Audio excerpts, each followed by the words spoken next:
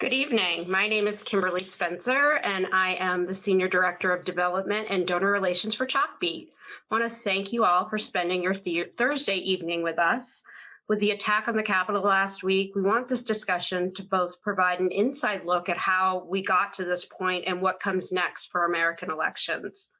Tonight's conversation is a production of Votebeat, a pop-up newsroom launched by Chalkbeat in October of 2020 to inform the national conversation around election integrity.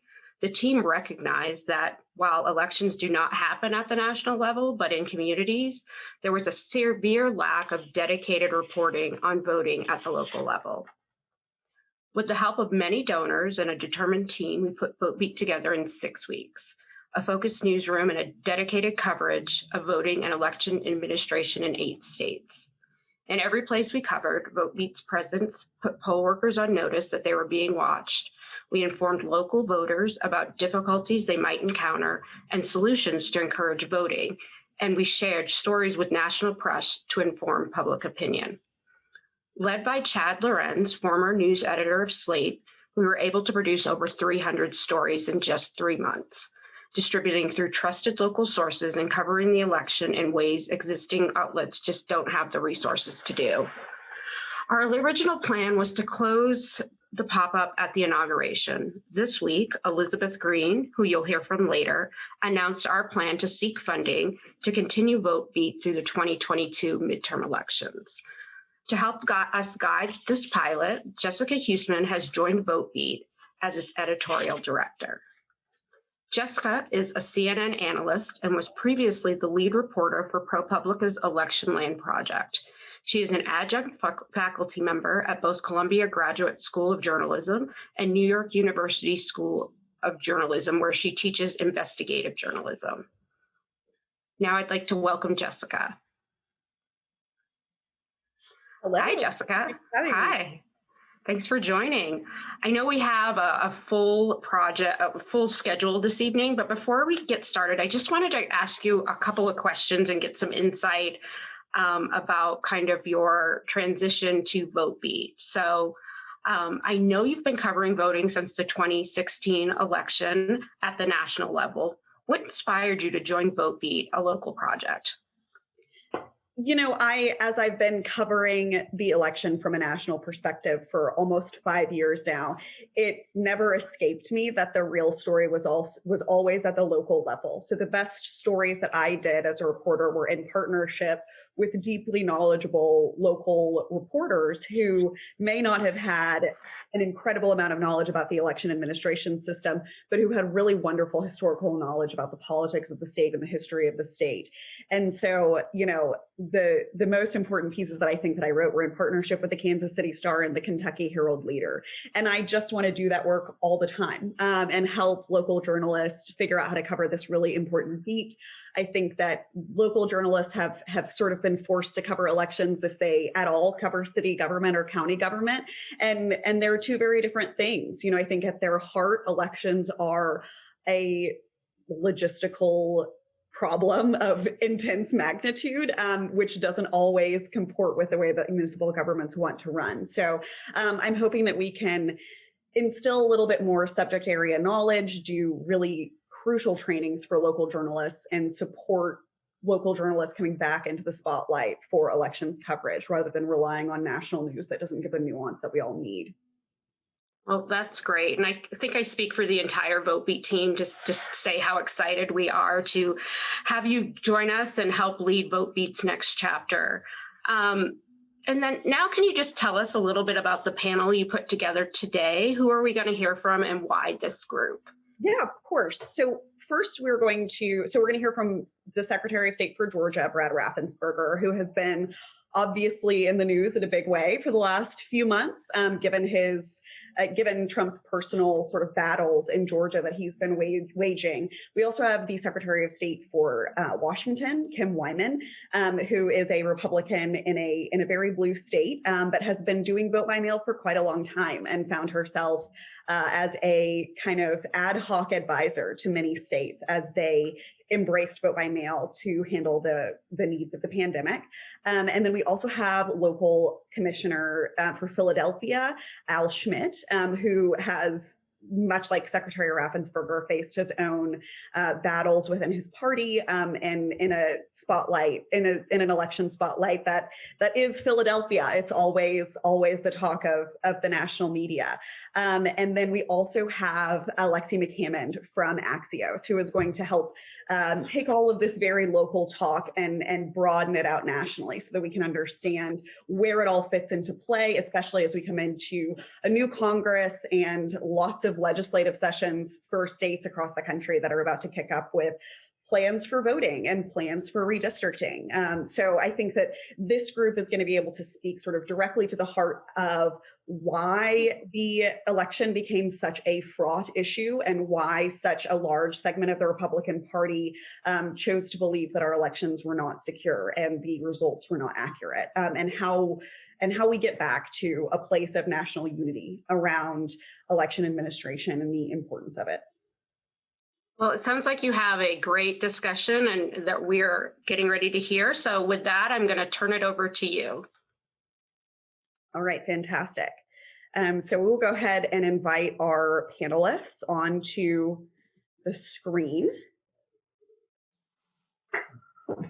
Hello there, everyone. Thank you so much for joining me. I'd love to get Secretary Wyman to start us off here. You guys have been doing vote by mail in Washington state for quite a long time.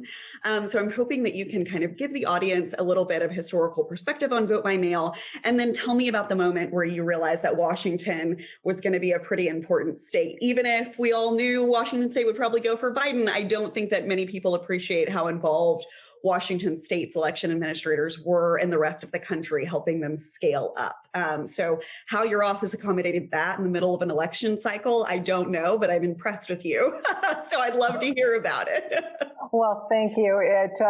Thanks to all of you that put this together. It's such an important conversation, and I know that all three of us are very excited to share our perspective and experience. Here in Washington, we were kind of the classic West Coast state with Oregon and to a lesser degree California. I think they're a little behind us, and Colorado in really trying to move our voters to voting by mail. And it started in the 1990s when we started allowing any voter to request an absentee ballot permanently and be on that status. And so over the period of time from about 1993 to 2004, our state was moving in a direction where 6 in 10 voters were voting by mail every election. And it came to kind of a bubbling point in 2004 when we had the closest governor's race in the country's history.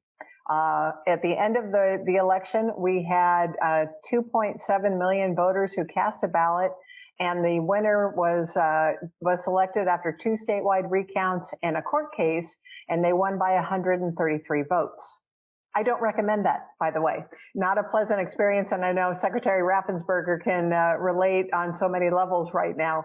And after that experience, our legislature allowed counties to decide if they wanted to just completely move to vote by mail elections, because we learned that you can't do a full vote by mail election and a full poll-side election well.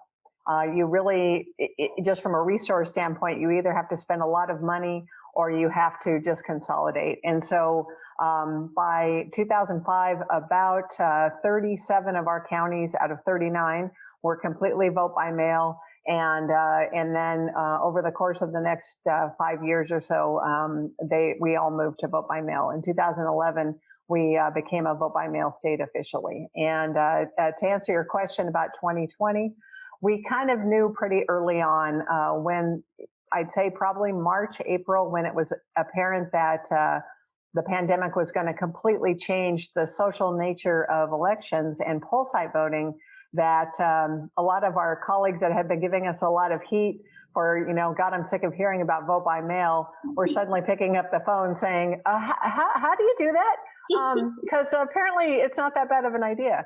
And we were very concerned because we had really about a decade to ramp up. And we knew that states like Georgia were going to go from 0 to 100 in a few months. So we just kind of figured out that was a high priority to make sure that the country had a successful election, and we just moved in that direction to try to support our colleagues as much as we could. That's great. And Secretary Raffensperger, I know Secretary Wyman was in Georgia as late as a couple of days before the runoff election. So I wonder if you could talk a little bit about how that interstate communication was helpful to Georgia. I know, in Georgia, vote by mail has always been a possibility. Anyone could vote by mail for any reason, but you guys certainly moved the ball forward quite a lot by sending out applications to every registered voter. So I'd love to hear how you made that decision and how guidance from states like Washington helped you get there. Back in the spring during COVID, we were really faced with a couple issues that were pushing us to send out applications to all active registered voters. Number one, the Democrat Party was threatening lawsuits that if we didn't do something, it would actually then, we're going to go to a judge and say, instead of just sending out applications, send out actual ballots. And so we wanted to get ahead of that. Then the other issue is that the counties were shut down. They didn't have any resources, they didn't have any people. And so their issue that they were going to be faced with is you would have had probably 5, 10, you could have 15 different organizations sending out applications. And then if every voter sent in 3 or 4, they would hit the county level, and the county level wouldn't have the resources to process those absentee ballot applications. So what we decided to do within about a 10-day period when we made that decision is that we spun it up, and then we ended up sending out applications to our registered active voters. And that way we had a uniform process, and we really kind of headed off at the pass from a legal action, but we got the applications out there, and then the counties could handle the process of the applications once they came in, but it'd be from one source as opposed to multiple sources. Okay, yeah, that's really interesting. And can you talk about sort of the feedback that you got from various parts of Georgia when you began sending out those applications? Well, before we did it, we obviously talked to the leadership in the General Assembly, the House leadership, Senate leadership, governor, to get their buy-in, to let them know what we were doing, why we're going to be doing that, and everyone understood why we were doing that. Then we went ahead and mailed out the applications, and so it was the right decision. We'd make it again, just because sometimes people forget where we were. We had to shut down our presidential primary election because of COVID-19. In fact, COVID has just kicked up again in Georgia, I think really nationwide. So we wanted to make sure we have political buy-in. We are still a red state. All the constitutional officers are Republican, but it was a change for us. And obviously in the runoff, we had about 27 to 28% voted absentee in the runoff we just had last week. And that represents a significant increase, I assume, from previous runoff elections. Typically, we're about 5% would vote absentee by mail. Now it was really 25 to 30%. And back in June, it was pushing 40% just because COVID was at the height of what it was doing. Okay. And then, Alexi, as all of these changes started happening, what was the conversation like on Capitol Hill? How were folks reacting to the elections needing to change so drastically because of the pandemic? Well, thank you so much for having me, and what a remarkable week for us to all be together. I remember covering this story. I mean, first of all, before the pandemic, I was living out of a suitcase. I was lucky to spend 2 nights in my own bed a week because I was traveling so much covering the 2020 election and the presidential primary. And then when the pandemic happened, everything came to a halt. But you could really see the shift in messaging. Democrats at the beginning of the pandemic pushing hard for their voters to vote by mail almost exclusively. They say that they were always pushing all forms of voting, and to an extent that is true, but there was a really big and concerted effort to encourage Democratic electorate voters to vote by mail because of pandemic safety concerns. And we saw how that became a polarized issue. You know, it's interesting to hear Georgia Secretary of State Raffensperger, I'm so happy to share this panel with you, to hear you say this idea of like you needed to find political buy-in to increase vote by mail access. And of course that's true, but we've seen how politicized that has become with Republicans and President Trump kind of calling into question this idea of whether or not voting by mail and voting by absentee, which they conflate at times, are fraudulent. And we saw really in the exit polls how Republicans and Democrats took to the election in totally different ways. Republicans had much higher turnout on election day, both in primaries and generals, than Democrats did. And it's a really fascinating thing to see Democrats starting to say, everybody vote by mail, and then slowly throughout, as we got closer to the general, saying, wait a minute, don't forget, you can also vote early in person. You can vote early by mail. You can vote on election day in person, as long as you are wearing a mask and doing all these things. So we saw the evolution over time, but I mean, it's really fascinating to see not just voting by mail increasing across the country, but HR 1, which I'm sure we'll talk about later, Democrats, marquee bill in the House, which expands voting rights. I think that's another part of this conversation. Fantastic. Thank you so much. And I just want to, before I bring in Commissioner Schmidt, I want to go back to you, Secretary Raffensperger, for just a second. So, you talked about the political buy-in, and I wonder, when you were mounting that process, when you were starting to get a little bit of pushback, but not so much that you couldn't go ahead with your plan, was there a moment where you realized that this was going to be a really sticky political issue? I mean, it seems like over time, Republicans grew to trust vote by mail less. How did your office manage that political situation? Well, we had the buy-in, and then one chamber was for it before they were against it. But what really happened then is President Trump really conflated the issue, as we just heard, because he said, "Oh," and he clarified it later, that absentee voting is okay when you send an application. Just sending out a live ballot is wrong. But meanwhile, the message got confused by voters, and so we've had no excuse absentee voting since 2005. So what we did is, within the laws of Georgia, the Constitution of Georgia, we just made that activated that process because of COVID-19. Okay. And did it surprise you how rancorous it ended up getting? I was just there, I guess, with you guys last week, and you're being followed around by a Georgia Bureau of Investigations person. There are, active texts all the time to your various staff members threatening them. Can you talk a little bit about that experience and whether or not you were surprised by it, or if it was just sort of kind of a natural extension of how politicized we've become? Well, really, when we had COVID, the Democrat Party jumped on the idea of really looking at all three forms of voting. So they had absentee voting, early in person, day of election. The Republican Party, really coming down from President Trump, looked at vote early or vote on the day of election, absentee not so much. And so the voters weren't activated on the Republican side. And in fact, President Trump really was suppressing, Republican turnout. And that's really what happened if you look at what happened in November. Okay. And do you think that played a role in the results of the runoff? It would seem to. Yeah, obviously it did. If you look at our runoff, everyone knows that we had 2 U.S. Senate seats that were up. We also had a statewide public service commissioner. That's a state position. He actually got 50.5% of the vote. That's probably about where we are in Georgia. We aren't a blue state yet, but you have to run smart campaigns. He ran a smart campaign. First of all, he didn't ask for my resignation, didn't take shots at our governor. He focused it on his race. Because when you start having all these disunity or distractions, it really hurts the person that's running for the race. I'm at the end of the day, I got to do my job. But if you want to pick a battle with me, you only have so many hours in a day, so you might as well focus on your race.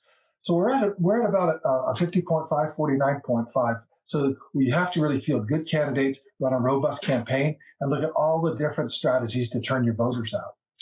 Okay, great. And then Commissioner Schmidt, you have such an interesting perspective here because you are on the county and the city end of this rather than the state. But you got a lot of the same pushback and the same anger from within your own party. Can you talk a little bit about that and about how your perspective might be slightly different on this because you are at the local level rather than the state level?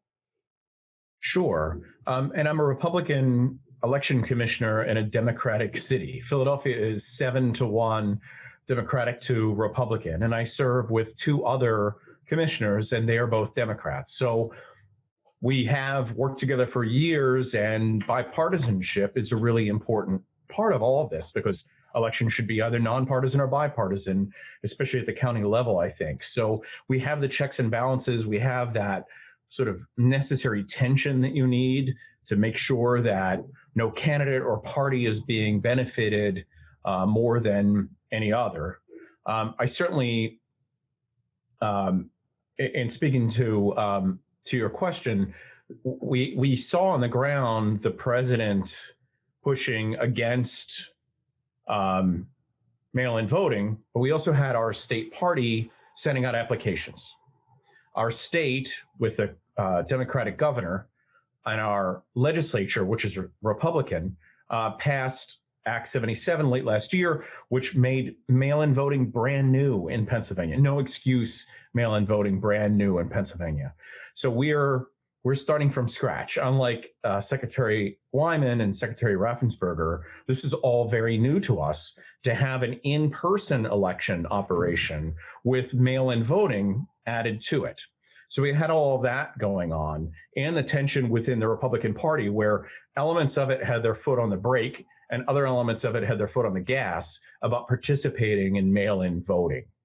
And it definitely, when you look at the ratio of Democrats to Republicans voting by mail, it definitely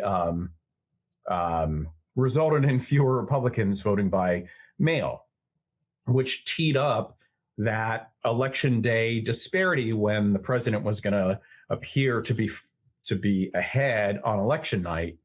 And then as the days went on and ballots are counted, it shifted in the other direction, which everyone, saw coming. Right. And at what point did you start receiving personal attacks? Like, can you talk about that? I assume that this isn't something that you've encountered in previous jobs or election cycles.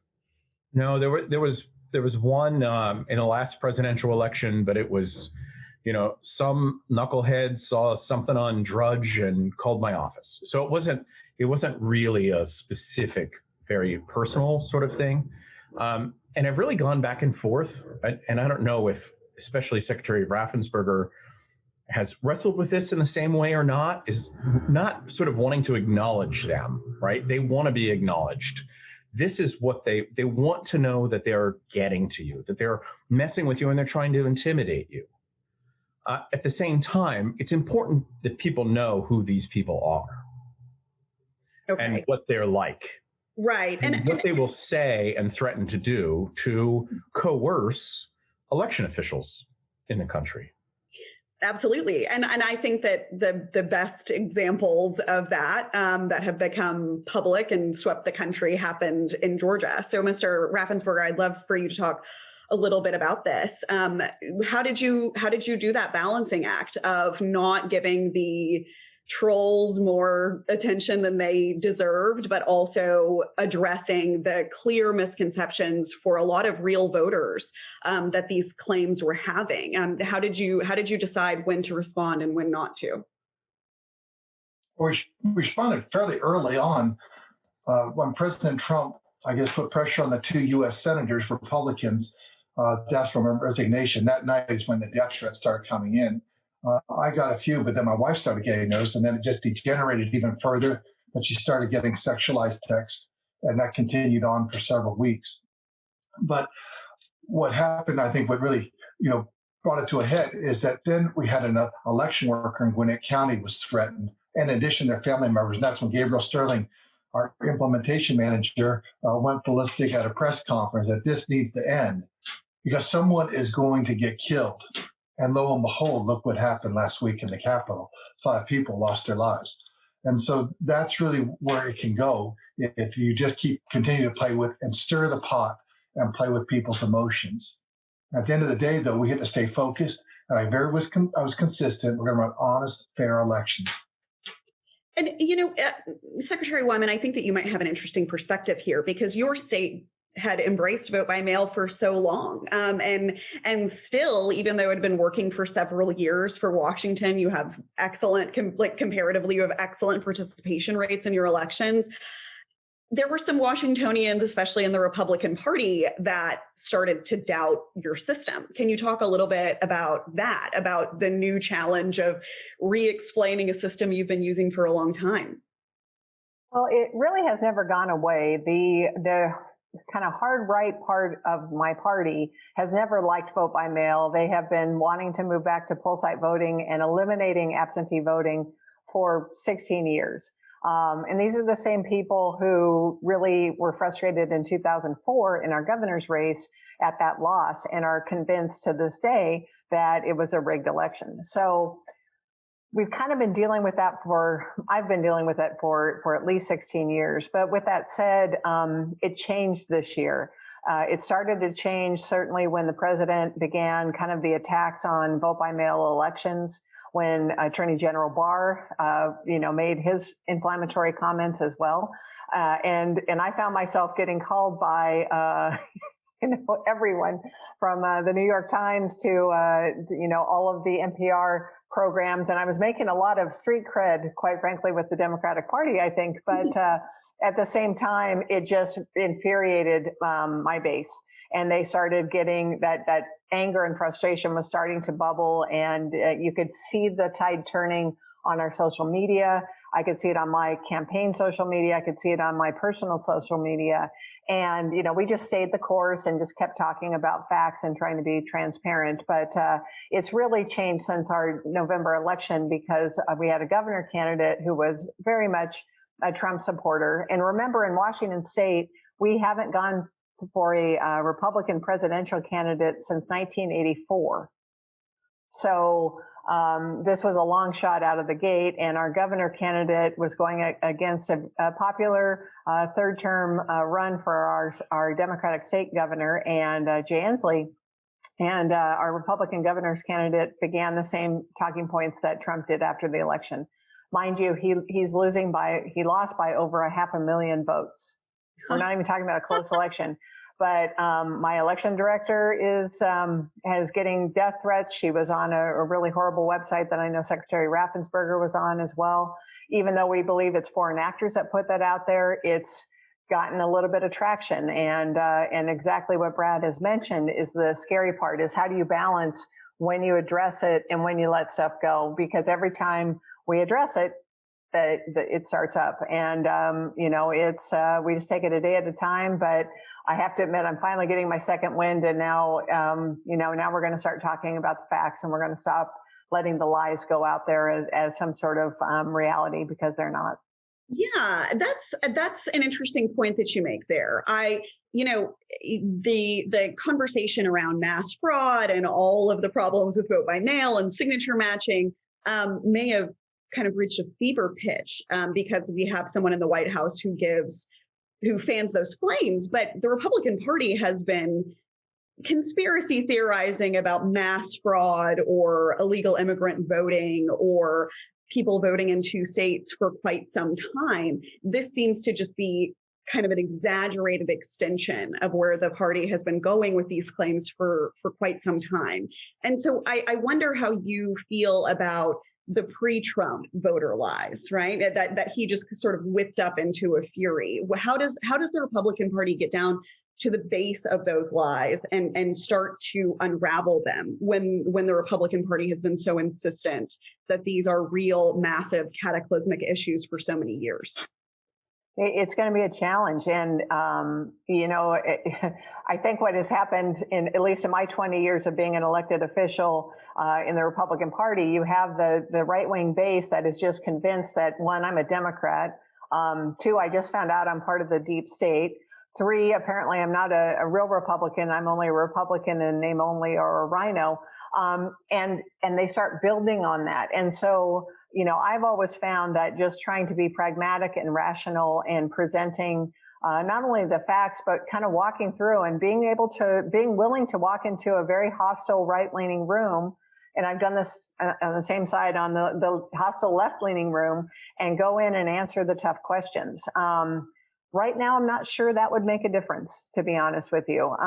So we have two hearings next week in our House and Senate that I'm going to go in and present kind of our evolution to vote by mail elections and all the security and access that we've built out. And, we'll just kind of start chipping it away that way. But it's going to be a very heavy lift, I think. And I think that the hard right is definitely trying to just discredit members of their own party like Brad and myself.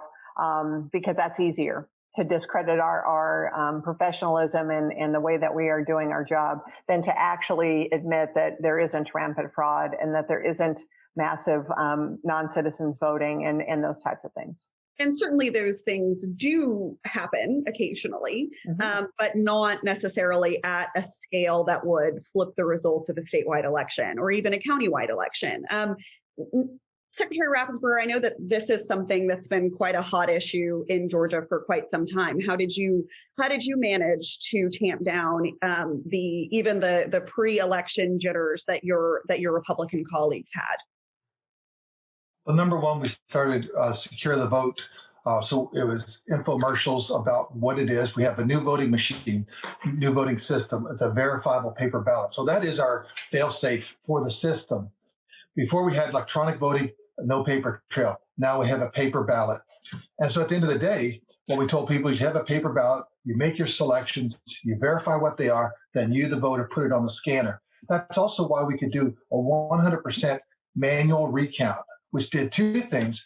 It verified that the Dominion voting system, our machines, did not flip the votes. So we've verified the accuracy of the machines, but also then it verified the count.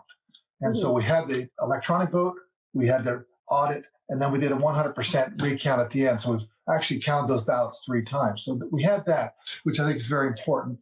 And then we were continuing to speak out. I sent a 10-page letter to Congress on a point-by-point rebuttal on everything that President Trump had said. He said that over 5,000 people were dead and they voted in Georgia. We found 2.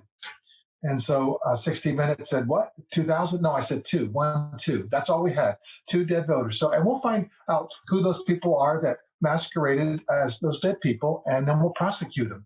But that's what we're looking at is it was a rumor whack-a-mole. Every day, one would pop up, we knock it down, and that just then say, okay, what's the rumor of the day today? And so it kept our staff very busy knocking these rumors down. Yes, I particularly enjoyed Gabe Sterling's takedown of the rumor that you had a Chinese communist brother named Ron. So things got a little weird down there in Georgia. It was interesting to watch. And I assume that this happened for you as well in Philadelphia, Commissioner. You've already announced that you're not going to be running for a reappointment to your position.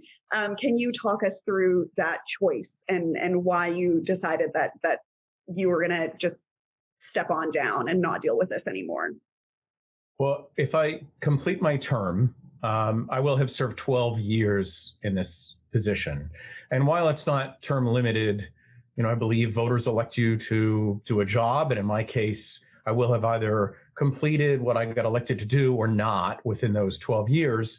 And whatever I'm unable to do, it's time to step aside and let others do it. It's being sort of conflated with all the threat, stuff. And I'm not saying that that's been easy, but, this is a decision I made well before that. And the harder part isn't the threat side of this. That's not the most discouraging part for me.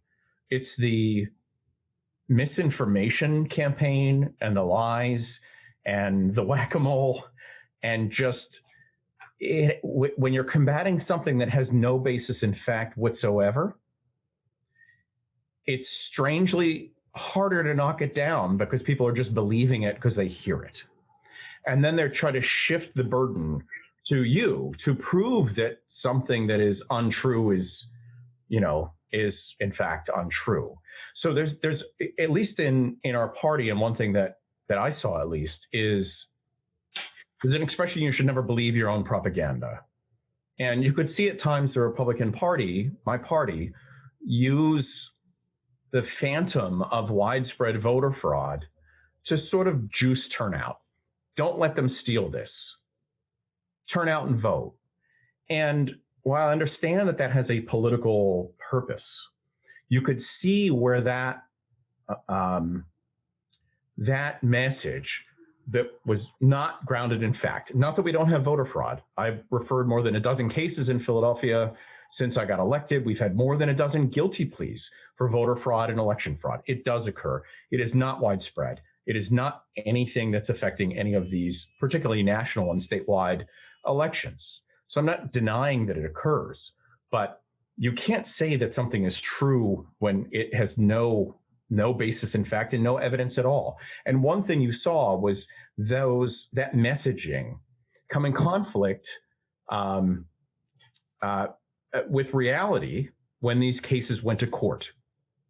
Case after case in Pennsylvania that either admitted that there's no evidence of voter fraud or said it was occurring but didn't provide any evidence. And judge after judge, including federal Republican Trump-appointed judges in Philadelphia, ruled against all of those things.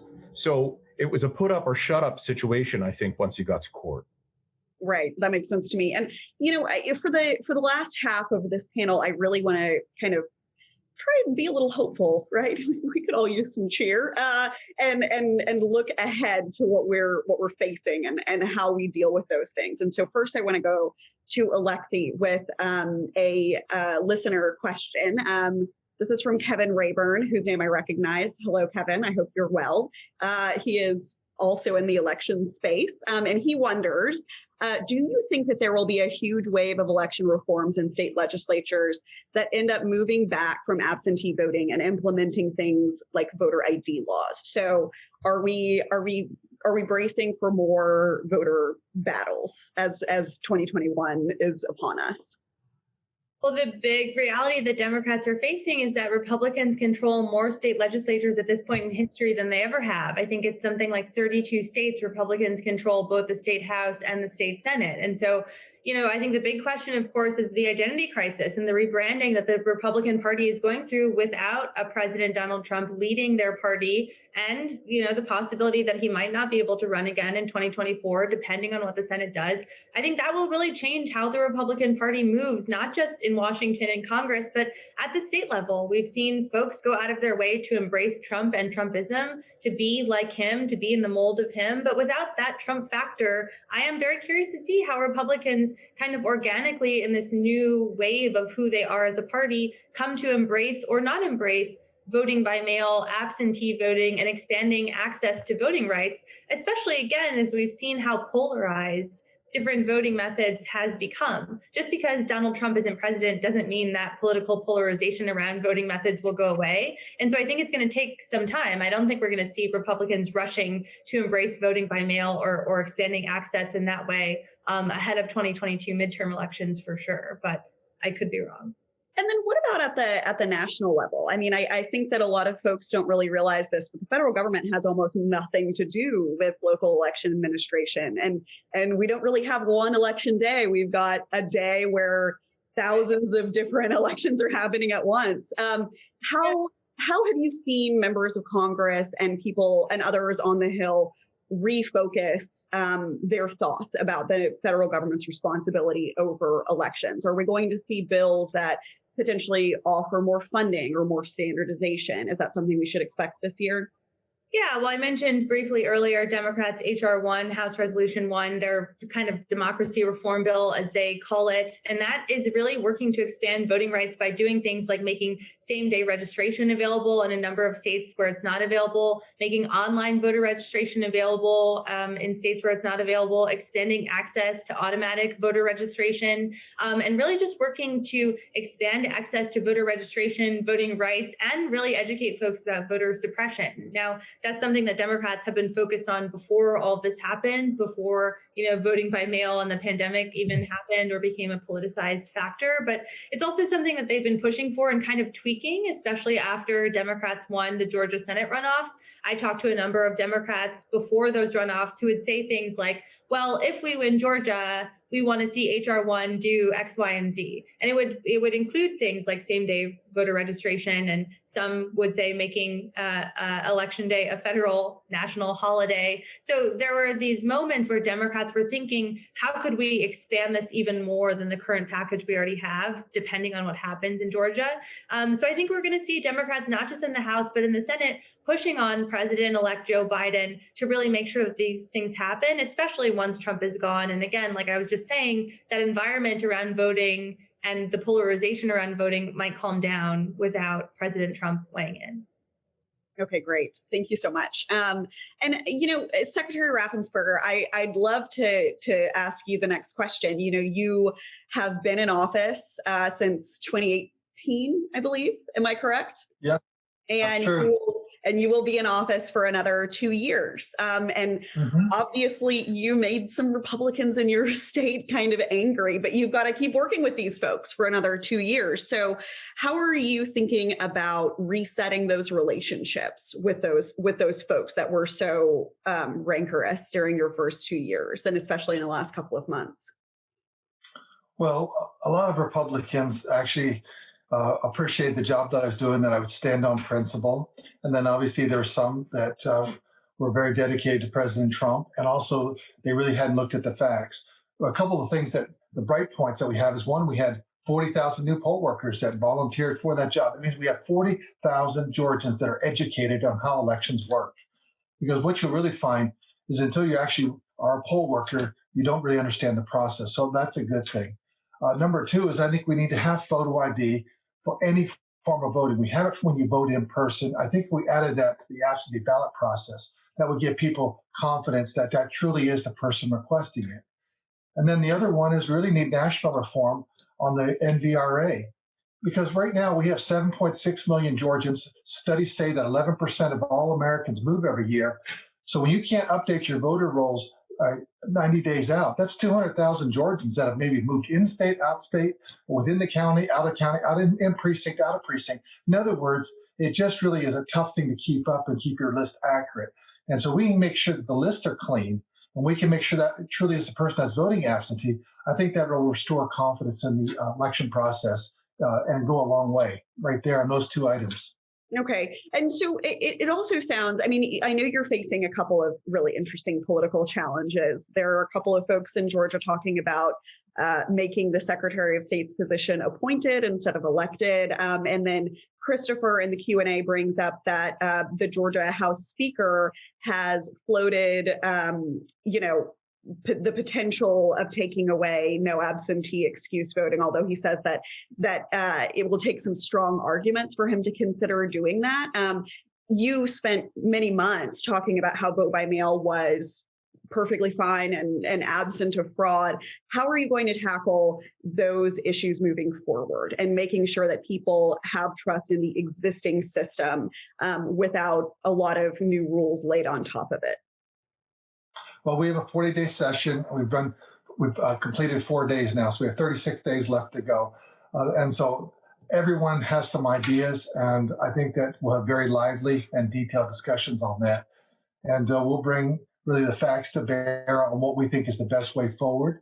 And at the end of the day, I can't make predictions on where we'll end up right now. Okay, things are just a little too tumultuous right now, I suppose.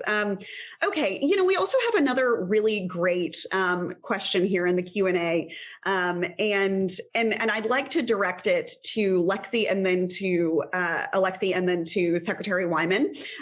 Bridget asks, as mainstream media and journalists continue to be derided by far-right Republicans, how can we help rebuild trust in independent and fact-based journalism? How is this exacerbated by the internet and content that is available with no regulation or fact checking?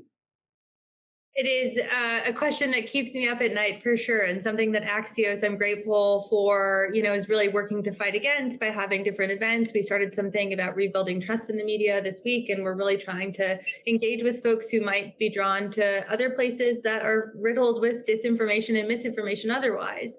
I think the unfortunate reality, of course, is that misinformation and disinformation just spreads more quickly and more widely online than factual information. And perhaps, I'm not an expert in these things, but perhaps that's because it inspires these really kind of visceral reactions and emotions within people that reinforces this negative cycle of consuming content that not only reinforces what you believe, but makes you go a little bit deeper down the rabbit hole. And I think that's what we're really reckoning with. And again, I go back to this idea of what life will be like without Donald Trump as president. And I don't think that can go overlooked, because he has injected himself in so many spaces, not just politics, but media is another big one. He's, of course, controlled the news cycle pretty successfully over the last 4 to 5 years, even when he was running before he was elected. He's changed the way that right-wing organizations mobilize and the type of content that they put out and the type of audiences that they attract. And we're seeing how that's shifting at the end of his presidency. I think a lot about the move from Fox News to Newsmax. That is an alarming shift because Newsmax is not as credible as a place like Fox News. And Fox News has even changed under President Trump in different ways. So I think that those trends are something we have to watch closely because, again, it goes back to this idea of how long will Trumpism last without a President Trump? That doesn't just have implications for the Republican Party. That has implications for folks like myself in the media and how we operate and what is attractive to consumers. But it also has implications for the folks across the country who are looking for reputable sources and looking for a way forward. And how do you frame that for your voters, Secretary Wyman? I mean, we're in a space where the media is everything and nothing, I suppose, that the word doesn't mean anything anymore, right? How do you direct your voters from bad sources of information to good sources of information when I would assume that a lot of the people who reach out to your office about these conspiracy theories or other harebrained ideas are not exactly very media literate? Has that been a problem for you this year? You know, at the very beginning of 2020 and going into it, the Secretaries of State Association worked in partnership with local election officials and in the media to have what we called Trusted Info 2020. And this was a concerted effort to really try to drive people to trusted sources for information to, you know, really acknowledge that just because you see it on the internet doesn't mean it's real. Turns out. I'm not totally sure that we are able to reach those, you know, hard left and hard right ends of the political spectrum, to be honest. And I've kind of let that go. The more that I've watched things happen in the last 6 months and the last 6 days for that matter. But with that said, I think that now it's really important that election officials across the country, and I want to remind people that are watching tonight that there are 10,000 election officials like the commissioner and the secretary and myself who are either appointed or elected to serve at the state level or the local level to oversee elections. And we have hundreds or sometimes thousands of people that work for us that, you know, we all take an oath to uphold our Constitution and our state laws and the U.S. Constitution. And we take that seriously. And it is what drives us to do our work every day. And we operate in this political environment, certainly, of legislative bodies who write the laws, both at the federal level and the local level. And I mention all of this because we kind of have to get back to educating people about that basic civics 101 stuff, that when a Secretary of State or an election commissioner, and Al, I hope that's your title. I apologize. I just know you as commissioner, but you know, when we're performing our duties, it's not like we just get to make stuff up. I was going to say another word, but I'm trying to have a professional spin here. We have to follow the law. And it's great that our party would like us to do something like find votes, hypothetically speaking. But the reality is we have to follow the law because we want to have people have confidence that our elections are not only fair and accurate, but that they were accessible and secure. And I think that as election officials, we have to get back to controlling those parts of this process that we can. That if you spend all your time on the whack-a-mole stuff, it's exhausting and it doesn't move the needle. So when we talk about legislation, election officials have to be at the table. And we need to be, when you talk about whatever the policy is from ID to automatic registration, let's have the conversation about balancing access and security. So for example, in my state in 2018, we had a sweeping piece of legislation or package of legislation that added same-day registration, automatic registration, 16 and 17-year-old pre-registration. And I can tell you that people on my side of the aisle lost their minds.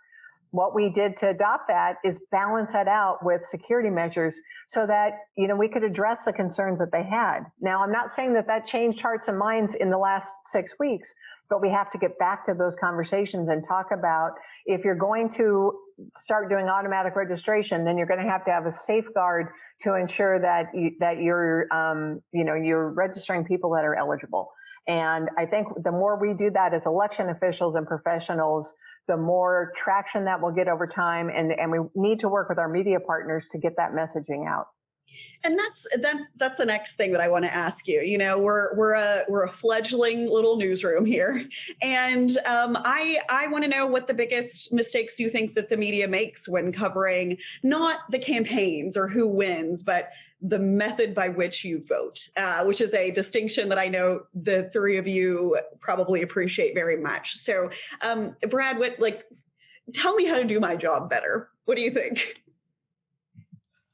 Well, I think maybe we need to do our job better. No offense here, but my dad brought me up. He says you can't believe everything you read, and so it's funny. But we will believe our neighbors, but when we get on social media, we tend to believe that, and we should just kick the tires. And is that something really that's true? And that's why we had to secure the vote, and that's why we had trusted sources. That we want to get that message out.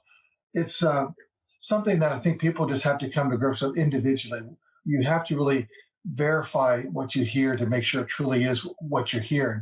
At the end of the day, though, you want people to have confidence in the elections, because if you don't have confidence in elections, then it really just degenerates very quickly. And you don't want our society. It makes it less stable, because when you know that the person really did truly win the election, you may not like the results, because in Georgia, where we are right now, 51-49, half the people are not happy with the results. But if 100% have that confidence, then we say, okay, we lost that game. Now we got to go back to practice, figure out what we need to do the next time so that we can win the game. And just want to make sure that the officials, which are people like us, our county election directors, are doing their job with integrity. I think it gets down to integrity. If we have integrity up and down the line, then at the end of the day, you got to just suck it up that your team, didn't win this race, but work hard and you can come back and win the next time.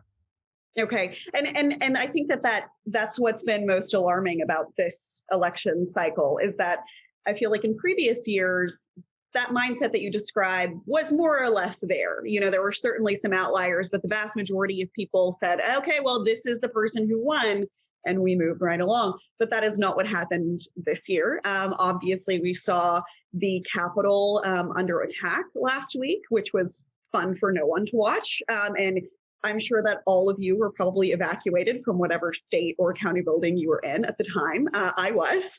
And so I kind of want to ask all three of you about this. I think that a lot of people in the federal government were really shocked by the willingness of the folks that stormed the Capitol to do such a violent thing. But it doesn't strike me that election officials were as surprised, because they've been receiving these threats and seeing the tenor of the conversation for quite some time. And so, perhaps I'm drawing certainly we were all shocked by these events, but were we surprised? Mr. Raffensperger, when you saw the footage, what were you thinking? Were you wishing that people had listened to you and to Mr. Sterling, who had warned of violence before? What was your initial reaction? It was pretty alarming, and yes, I was surprised, because that's not happened for 150 years. People don't march on the Capitol and then start ransacking it. We have peaceful debates, peaceful conversations. But I did hear one person later talking about the voting machines, and he mentioned the Dominion voting systems, and you need to have a verifiable paper ballot. And I wanted to scream, that's what we have in Georgia. But see, the message never got out. There's just such a huge misinformation campaign out there. It was very untruthful statements that were put out there by people that knew better. And it's really sad. We had the State Farm Arena. We debunked that. But meanwhile, it got picked up by some of the network news channels. And what was about those rumors? Because I wonder if all of our viewers heard about this. What kind of rumors were swirling around the State Farm Arena? Well, State Farm Arena is that ballots were pulled out of suitcases. Well, actually, what happened is that they were told that they were done for the day, so they put the ballots in secure lock boxes, and they started putting them away. Well, they got a call from headquarters, said, "Hey guys, it's 11 o'clock. You're not knocking off yet." And they went, "Oh, really?" And then so they pulled out ballots. But if you look at the whole run of film, and it was under 24/7 surveillance, then you could see that they didn't stuff anything. But that meanwhile hit the evening news, and it was shown over Fox News all night long on 4 different segments. It was shown. The next day, we debunked it with a local affiliate here, and they watched the whole thing. But meanwhile, the damage had been done. People for a month later were still saying that they had stuffed ballots in the State Farm Arena. So it's been totally debunked, but it becomes an urban myth, an urban legend. That's not true. Okay. And what about you, Commissioner? Did you see this coming? Did you think that it would get this bad? I mean, I think you described it exactly right, that it's shocking and yet not surprising at the same time. And that isn't something I think that you see a lot. Our election operations in Philadelphia were consolidated at the Pennsylvania Convention Center. So we had rings of police and barricades and everything around it. There were 2 individuals who were arrested very close by, a block or 2 away, with weapons that had been sending messages about going up to Philly to, straighten things out or intercept some truckload of ballots that were supposed to arrive from who knows where or wherever they got that kind of craziness from. But we were seeing a lot of the craziness, up close, and also the disconnect that the secretaries have talked about. We had a live feed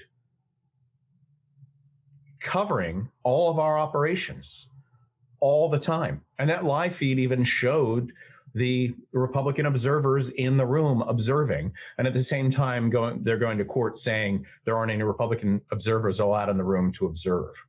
And it's on camera, like it's a live feed. I don't know what more we could do to reveal the truth than what we did. But certainly operations felt like we're under siege, right out front. It was just white hot. Okay. And Secretary Wyman, what about you? Were you surprised, shocked? What descriptor should we give you? A whole wide range of emotions. Yes. And I was in my office at the Capitol, and we had a protest going on the whole time simultaneously, and that moved to the governor's mansion. They stormed the governor's mansion, and I was watching it out of my window, and then I realized that people over there have guns, and that's a window, and a bullet could go through. So we ended up evacuating, and I say that because I think a number of things were going on that day. I think that we have become desensitized on a whole lot of levels. Social media has just made it okay to say things that you would never say to someone face to face, and that emboldens people. And then I think that over the course of this year, we've been desensitized to violence, and it's never okay. It's never okay. And I think we all felt that way on Wednesday, that none of this is okay. But at the same time, going into this election cycle, I remember probably in September, October, I was talking to a reporter, and I said, yeah, my concern is that right now we are this divided country, 50-50 and ish, and half of the country is going to lose. We know that somebody is going to lose this election. And what I'm concerned with is that they're not going to accept the results. And if they don't accept the results, they're going to march down Pennsylvania Avenue. And what was interesting is she said to me, it's going to be you guys carrying AR-15s. And my mental picture was, well, what if it's the other side? And what if it's the protesters from this summer and the people calling for anarchy and things? And I was thinking about Seattle and Portland, and so it's all frame of reference. But my bigger point was that I think we're to a point because of social media that it's okay to not accept the results. I think that is a campaign strategy, and we've seen it in Democratic and Republican campaigns. I think the president took it to a whole new level, but it's not healthy for our democracy. And what my point was when I had this interview is I'm worried about the fabric of our democracy. Because if people don't believe the election results, then our leaders are no longer legitimate. And if our leaders are no longer legitimately elected, people don't believe in the democratic institutions that they serve in.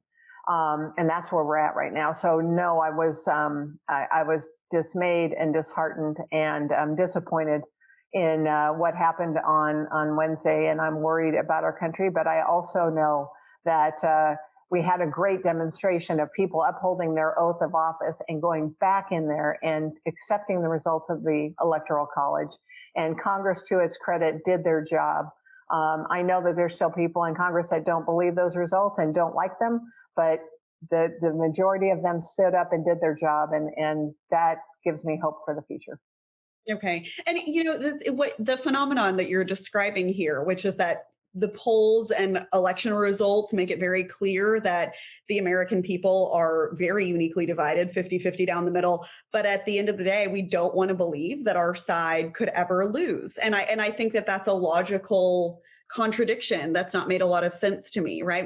We know how politically polarized we are, but if we lose an election, then it's, well, the Russians must be living inside the voting machines, or there must have been mass fraud by buses of illegal immigrants that Democrats drove over the border. And we don't take that L. And as Mr. Raffensperger said earlier in the session, just like go home and figure out how to win the game. We're just not doing that anymore. And I'd like you guys to speak to the political polarization of this moment and how you, as the chief election officials in your jurisdictions, can move forward in that type of environment. What does your messaging look like going forward? What are the most important things, especially for your Republican voters, to know in the years that come now that all of this has happened? Mr. Raffensperger, why don't we start with you? I think we have to have open, direct conversations. I think they need to be polite and civil. One thing I do like in our General Assembly, Republicans and Democrats all sit, shoulder to shoulder, as opposed to a left side and a right side. You don't get that up in Washington, so I think it's even more polarized in Washington. But we're going to, obviously, depending on your party affiliation, you're going to look at what reforms you want different than the Democrats will. But at the end of the day, you want to really get buy-in, and you want some conversations. I do believe that we need some reforms. I think that we need photo ID. I think that it'll be probably, at the end of the day, probably more measured than people would expect. But we want to have people to have confidence in the results. And then we have to run better campaigns. If we are Republicans, we have to just understand it's not a 60-40 state. You're going to have to have better candidates with better messaging.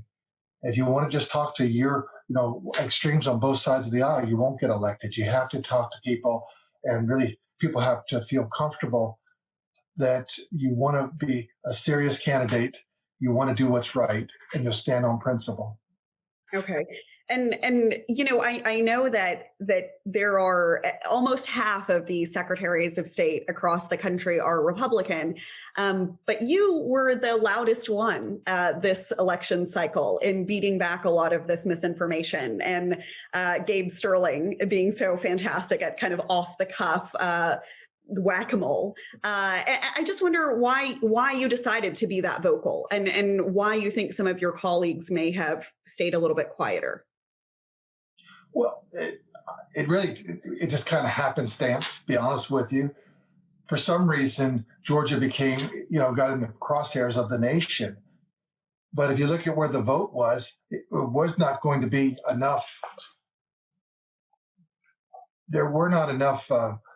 If you look at where we were, Georgia wasn't going to affect the outcome of the election. President Trump had to win 3 states of all the 5 or 6 states that were in play. But we became the focus of it. I think people didn't realize that Georgia was much closer. Governor Kemp won by 53,000 votes. That's how close Georgia was in 2018. It is a competitive state. This is not a Kentucky or Alabama where you have 65% Republicans. And so people, finally, I guess, are accepting that reality. They don't like it, perhaps, if they're Republican. If you're a Democrat, you love it. But that's the politics of it. And so we became the crosshair, and we had to stand on principle because people were trying to get us to do things that would go against really the laws and what we had. So we stood on the law. We made sure that we're going to have honest and fair elections. That's what we're called to do. We're not charged. We're not put our thumb on the scale. And it's as simple as that. It's just about integrity. But that's what we do. We have 159 counties. We've got a lot of counties in Georgia. And the election directors have a lot of counties. That's true. You do. And but I don't know how to pronounce half of them, evidently. So, but Kim Wyman talked about that because she's been a county election director, and it starts at the county level. If you have integrity there, then it really will work all the way up throughout the system, and that's where it has to start. And we have that in Georgia. I know that you have it in the counties throughout this nation, and people just have to accept the results and then work harder. Get your candidate elected.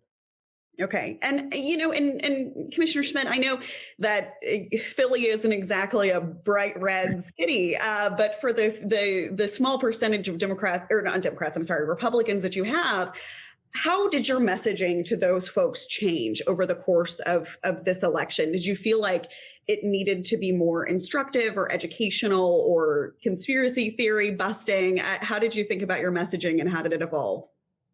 Well, it all starts with the truth. And because we're very close to everything that's going on, we know what the truth is. And I'm a very centrist person by nature. So I get you have this side and that side, and people bring their own experiences and priorities to bear in what they conclude.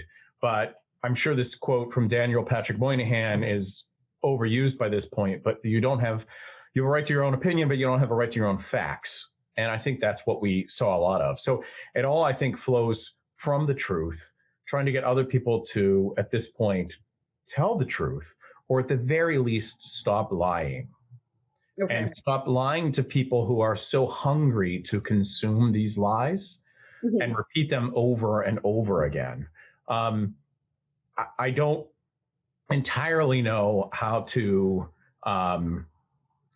this communication will be successful. It's obviously been nationwide and very frustrating. I have a PhD in political history by background, and I thought that would be the right approach, the right prism to look at things through history and what works and what doesn't work. I'm not trying to be snarky about it, but maybe a background in abnormal psychology would have been perhaps more helpful, because I don't really know how to break through. And you've asked about how my message has changed over time. And I can't say ultimately that it's been any more successful here than it has been anywhere else. We just need to continue telling the truth, and we need people who are lying to knock it off. Okay. And, Alexi, before we're going to shut this panel down in about 10-ish minutes. So if anybody's got a question, you can type it in the Q&A. And if we can get to it, I certainly will. But I want to kind of move back towards how we fix all of this. And we heard all three of these folks say, sure, it was shocking, but you know what? It wasn't surprising. We've been dealing with these crazy people for months. It doesn't seem like national politicians were as up to speed. It was sort of surprising, and I don't know how you feel about this as somebody who doesn't live in Washington, D.C. and doesn't cover the Capitol every day and instead covers folks like this, for them to say, oh, I'm so shocked that it got this far. I didn't know that these people were going to be violent. And I was sitting there like, I think everybody else knew. So what's your perspective on that? Do you think that they were slower than state officials to recognize how hot the political environment had gotten and adjust to it? Well, yeah, I mean, to be sure, there's been a lot of normalization of abnormal behavior and actions taken by the president and the Republican Party over the last 4 years. I mean, respectfully, I can't sit here and say that Republicans went back and did their job, or a majority of Republicans went back and did their job after January 6th. 66% of the House Republican caucus, 139 House Republicans voted to object to the certification of the election results after this attack happened. That's a majority of the Republican House caucus. So to me, and we haven't even seen the number of senators, right, Senate Republicans who will vote to convict President Trump after all this. So to me, a majority of Republicans have not gone back to Washington to do their job. A majority of Republicans so far are on the record lying to the American people, wanting to overturn the will of the American people and the election results. So I think that we're facing a big uphill battle because of that behavior continuing even after what we saw from Republicans in the House. And again, remains to be seen how their counterparts in the Senate react. But, also because there has been a normalization of the abnormal in Washington for the sake of coalescing around the leader of the Republican Party, who has controlled the Republican Party and shaped the Republican Party by way of settling personal scores over the last 4 years. Okay. And I think that's a really good point. And I actually, I just like to do a quick temperature check here before I ask y'all the last question. This little idea is given to me by Dwight Shellman, who is a Colorado elections official watching right now. What percentage would you say of your voters actually believe that the election was rigged? And what percentage of them are rational civil people who believe what they're told, but if you explain the process to them would probably not believe that anymore? I mean, like, how many really bought in voters are you guys really dealing with? Mr. Raffensperger, would you like to start with that? Well, I'm sure that this will get polled, but I would think right now probably half of all Republicans have raised their eyebrows at some level of where we are. So that'd be 25% of the voters in Georgia would probably, wonder what happened. How did we lose this? And that's probably because they haven't seen the demographic changes that people that are consultants have actually been seeing. Okay. And I'm sure that the number is pretty small in Philly, but perhaps they're quite loud. What are your thoughts, Commissioner?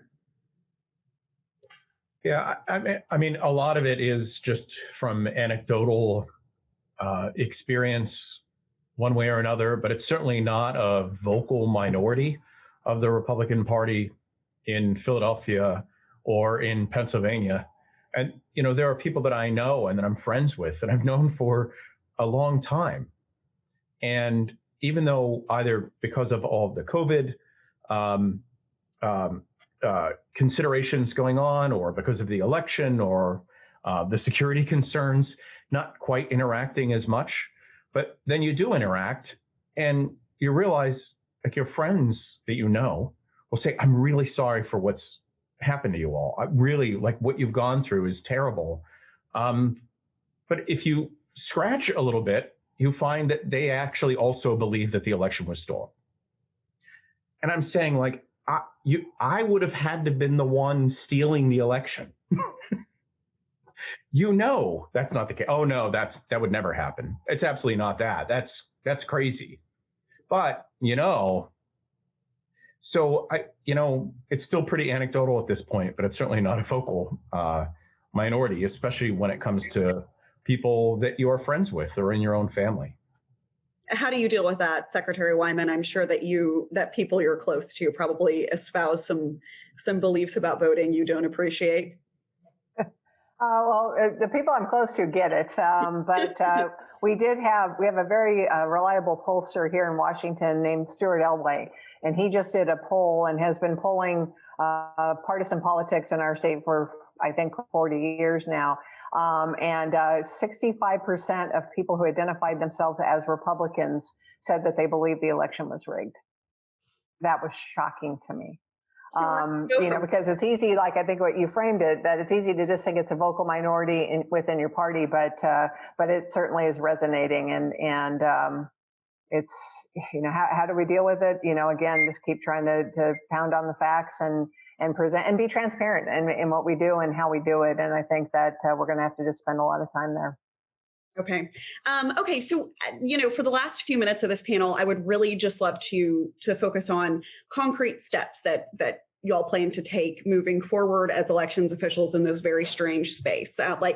None of us really know how to fix this, but I want your best ideas. First, I kind of want to, we've been talking a lot about the right. Let's pull the left back in. I think that one thing that I'm really worried about is that even though by and large, Republican election officials did not toe the same line as President Trump and had very different messages about election security, because Trump has such a stranglehold over the politics of the Republican Party, it strikes me that the left was already not trusting the right in terms of election management. They were already doubtful of some of the things that they were doing and called a lot of the rules that have been passed in the last few years very suppressive. It strikes me that you might have lost the trust of Democrats even more, even though that's not necessarily fair given your positions in the elections, or perhaps maybe you've gained their trust even more fully. Secretary Raffensperger, I'd love to start with you. And this was mentioned from Feather Houston in the Q&A. In an interview on Election Day, Stacey Abrams was critical of your office's role in voting access issues prior to elections. So do you intend to message that differently as you go forward? What are the steps that you plan to take to make sure that, one, every county, all demographics are getting equal access to voting, but then also to make sure that that access is messaged to the voters so that they know that they can register and they can also get out and vote.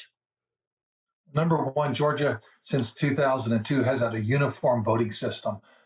So every county, rich or poor, all has the same system. So that's good, uniformity of that. It also makes cross-training easier. Number two, we have automated voter registration, and that's why we have record registrations of about 7.8 million voters now that are registered. We also have no excuse absentee voting. We've had that since 2005.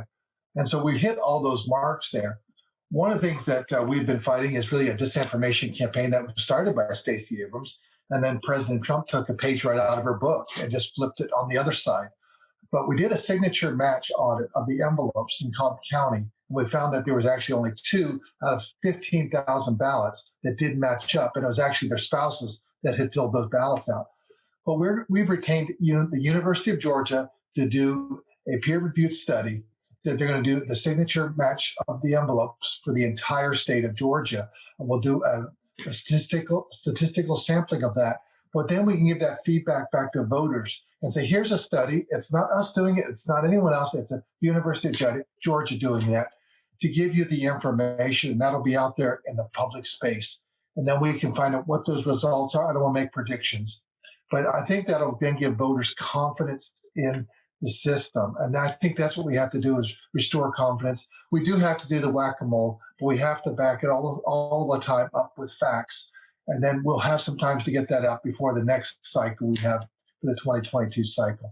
Okay, and then the misinformation that you mentioned from Stacey Abrams, are you referring to her claims about voting machines that the Trump campaign has now decided to run with? What specifically are you talking about there? No, she's talking about when she ran for governor. She didn't, say that she would never really concede that she lost the race, and that's what we're seeing right now with President Trump. And I wrote that in the Wall Street Journal, that it's really just the same, different candidates, but the same story. And so we want to make sure that we restore confidence. And that, I think we've done that. We have record registrations. We have no excuse absentee voting. We have a verifiable paper ballot that people can verify their choices. And so before you cast your ballot, and then we'll do a signature match study of the envelopes, the absentee ballot envelopes. And then we'll see what the results are. And people then will have a confidence in what we've been doing in Georgia. Okay, great. And, Secretary Wyman, I think that a lot of folks might be surprised to learn that the Secretary of State for Washington is a Republican, and you've been in that role for a few years. I wonder can you talk about your relationship with the Democratic majority in your state? How do you make sure that you're appealing to them as well as Republicans, even though sometimes we have very different ideas about voting and how it should go? Well, one of the things that was really fortunate for my sort of political career is I actually started as the county election director here in Thurston County. And so I learned very early on the importance of being nonpartisan, to being impartial. And when I decided to go to the next level and run for county auditor, I had close friends who came up to me and said, and they did just this, "You're a Republican?" And it really told me the value of that, being that fair referee and not putting your finger on the scale, as Brad said earlier. And so that has served me well in the 20 years that I've served in partisan office as an election official. It's just imperative to be impartial. It's imperative to always be talking about things in terms of access and security, because the political parties and campaigns always talk about voter suppression and fraud, and they are doing it to cast out because they don't want to admit that they didn't run a good campaign. They don't want to admit that maybe the other side did a better job of turning out their voters. So it's an easy campaign tactic to point to one or the other, and both sides do it very effectively. And I think that I've learned to stay in that middle lane and be the administrator, follow the law, and it always serves me well. Okay, great. Okay, so we have one more question for all of you, and then we'll let you get back to your hectic evenings, or hopefully not hectic. Hopefully you can just go have a nice glass of wine and wind down. I don't know if that's the reality for anyone anymore, but that's my wish for you this evening. So last question, and I'm going to steal this one from a Q&A question as well from Indrani Basu. So she asks, is there one thing that you would like to change about the election process in your city or state to improve how voting takes place, and what would it be? And I guess this is a little bit of a two-part question, but I'm going to ask both of them. And would you support any federal regulations to make some aspects common across states? So for example, standardizing the cure process or standardizing signature matching, that sort of thing. Why don't we start with you, Commissioner Schmidt? As far as the main thing that would make all of this a lot better and also help avoid a lot of the misconceptions and all that is to allow county election officials throughout Pennsylvania to pre-canvass mail-in ballots. So about half of our voters voted by mail. Just in case someone's not familiar. Yeah, I'm sorry. So about half of our voters voted by mail, and that's a lot of paper. And we didn't even have this system before. So pre-canvassing would allow us to take certain steps in processing those envelopes, even if we don't count a single ballot, even if we don't scan a single ballot into election morning.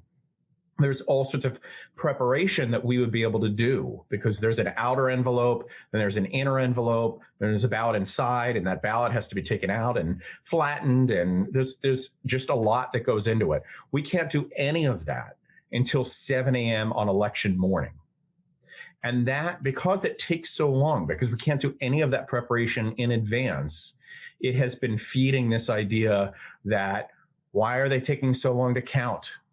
They've been counting for days. Are they just trying to come up with more votes? Are they like, why does this take so long? Florida reported their mail-in ballots, that night. Why is Pennsylvania and Philadelphia taking so long? It's because other states are allowed to do that. And in Pennsylvania, we're not yet allowed to do that.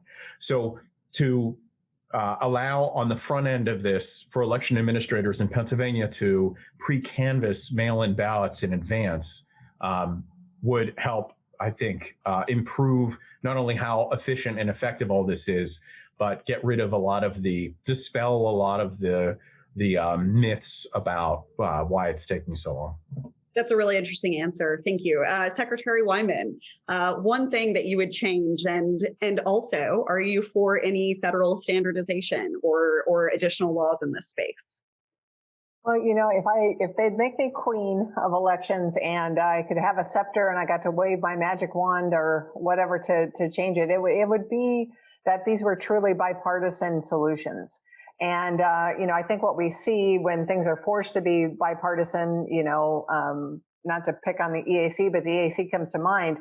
It's a way to slow things down, that if you have two of each, 2 Democrats, 2 Republicans, we can just bring everything to a grinding halt and not go anywhere. But I mean, truly bipartisan. So if you're going to expand, say, I'm trying to think of a good example. You're going to expand voter registration in some way and expand access, that you have the compensating security measures in place so that balance remains there. And, I think election law is tough to write as legislators, because legislators assume they know everything about elections because they've been elected. They're not the same thing. Campaigns and running a campaign is not the same as running the administrative side of elections. So for example, we've heard Secretary Raffensperger talk about voter ID quite a bit. Here in Washington, we've had a voter ID check since 2006 and 2008. And we rolled it out with, quite frankly, very little controversy, and we've had very good success with it. And I think that, instead of saying, well, we just can't do voter ID, we need to bring both sides to the table and say, okay, why shouldn't we do voter ID? Well, it's a barrier for some of our voters. Why is it a barrier? IDs are expensive. Well, then you guys set the cost of the ID. Make a provision so the people that it's a financial, barrier, take that away, and have those robust discussions about the mechanics of the election, the administration of the election, and take out the partisan piece. I think that the country would be better served. And in terms of a federal standardization, you have to have both sides at the table. just because you have the votes isn't necessarily going to make good policy. And the good policy comes from listening to each other. And that I know is a heavy lift, but we've got to figure out a way to do that. Okay. Secretary Raffensperger, what about you? If you were king for a day, what would you do? Well, I think number one is to have, voter ID, because really, in effect, then you're treating all types of voting, if it's absentee, if it's early, or it's the day of election, every voter then would have, voter ID.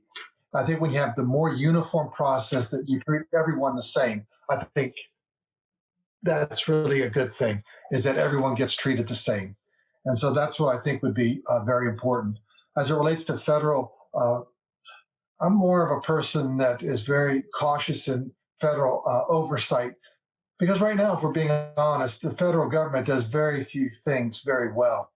And so I think if they start moving in other areas, I just don't know how effective they'll be. I think it's always been something that I think the best thing, it's bubbles up at the precinct level, the county level, and then, handled at the state. I think that if we have more uniformity, I think that's a good thing. We already have so many other good processes in place in Georgia with automated voter registration, with 15 days of early voting. We've done a lot of good things. It's just that we've been swamped by bigger megaphones and haven't been able to get our message out. That makes sense. Okay, Alexi, last question of the panel is going to go to you. I hope you can end us with a bang here. So, we've just heard about all the changes that they would make if they were king for a day or queen for a day. And how much of a national appetite is there for this on the Hill, right? Do you feel like politicians are going to want to push forward with election reform this year? I know the sentiment Secretary Raffensperger just expressed about, the desire to keep things at a local level because the federal government just tends to bunk it up, has been something that Republicans, especially in the Senate, have been saying for a long time. After last Wednesday, is that changing? Has it stayed the same? I think the focus for folks in Washington is going to be on impeachment, Biden and Harris's COVID relief package, healthcare, the economy. I think that they're going to not be thinking too seriously in terms of moving one way or the other on election reform until we get closer to the 2022 midterms. If the last 4 years have taught us anything, it's that we could be wrong on a lot of things. And so I'm reserving the right to be wrong about this, and for Republicans and Democrats to team up on election reform or push forward on that early on in President-elect Joe Biden's administration. But I think they're going to be squarely focused on impeachment, a COVID relief package, healthcare, and the economy until the foreseeable future. And of course, I think election reform is kind of dictated in part by the pandemic and what that looks like over the next few months. So I don't think we'll see the same calls for voting by mail, for example, perhaps if the pandemic slows down from some folks. So there's a lot that needs to be addressed first. And I think that they're going to have their hands full with that first. Okay, that makes sense to me. Perhaps even as elections are in this hugely bright spotlight, we will continue to have them ignored for a little while. It's just normal things. Okay, well, that was a fantastic panel. Thank you guys so much for willing to be a part of this with a very new newsroom that no one has ever heard of. So thank you for taking the time out of your night to spend it with us. I think this has been really informative and very helpful. So I'd like to invite the Chalkbeat CEO and our fearless leader, Elizabeth Green, back onto the screen to close us out. Thank you so much. Thank you, Jessica, for leading us in a great, riveting conversation. Thank you to our panelists. You guys were great tonight. And Jessica, we're going to say goodbye to you, but this is not the last time that the Votebeat audience will see Jessica. Much more to come. Thank you so much. I just want to close by sharing a little bit about how we got here, why we did Votebeat. It was in a session much like this one, where sometimes I felt so depressed that I didn't know what to do about, and this was in the fall, early fall of 2020, looking ahead to the election, hearing a lot about misinformation and even hearing about the threat of political violence. And I thought to myself, what could we do to find a way out of this as a country? What could I do personally? And I have the luxury of leading an organization that is committed to local news. And what we know about local news is that it is a force that can depolarize like almost nothing else. It is a force that brings people together at a place where we can actually see tangible changes happening and talk about productive paths to the future. That's why we launched Votebeat. That's why we have a very big goal in front of us, which is to figure out a way with all of you, our readers, our supporters, very generous supporters who brought us here, to get to a next phase where we can make local reporting that looks at these issues from trusted sources as they're going to play out, which is maybe not at the federal stage and the national stage, but absolutely will be at the local level. Decisions about how voting happens start in state legislatures. That's where the things that are going to decide whether Secretary Raffensperger's vision of voter ID in Georgia is going to be the future, or a more open path like the one that Stacey Abrams paints as a picture of what she would like to see to include all voters, that she believes will include all voters, is the path. That's where these fights will be determined, and that's where we need close local coverage to happen. We will send out information after this to everyone. We've recorded this panel. You can share it. I saw lots of great questions that we didn't get time to answer. We thank you so much for those. Thank you to the person who asked, will we be sharing this recording? Yes, you may share it widely. Thank you so much again to all of you. I do have hope for what can come next, because I believe that all of us together can put our heads together, and it may be a very big challenge, but I do think it's in our power to do something. Thank you.